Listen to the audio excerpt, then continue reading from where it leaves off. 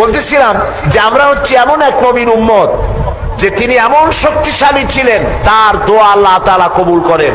মুখ দিয়া বলা লাগে না, মনে মনে দোয়া করলেও আল্লাহ কবুল করে। সুবহানাল্লাহ বলেন।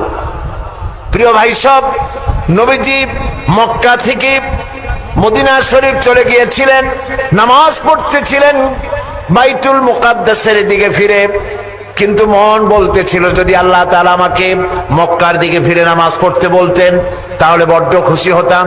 এজন্য তিনি হাত তোলেন না, এজন্য তিনি মুখ দিয়েও বলেন না, মনে মনে চিন্তা করেন জিবরাইল যদি আসতো। একদিন তিনি জোহরের নামাজ পড়ছেন, 2 রাকাত পড়া হয়ে গেছে, তাশাহুদ পড়তেছিলেন, এমন সময় জিবরাইল নাজিল হয়ে গেল। আল্লাহ তাআলা ওহী নাজিল করলেন, কাদ নারা তাকাল্লুবা ওয়াজহিকা ফিস সামা। নবী হে, আমি লক্ষ্য করেছি আপনি বারবার আমার আকাশের দিকে তাকাচ্ছেন। আপনার মনের ইচ্ছা আপনি কাবার দিকে, মক্কার দিকে ফিরে নামাজ পড়বেন।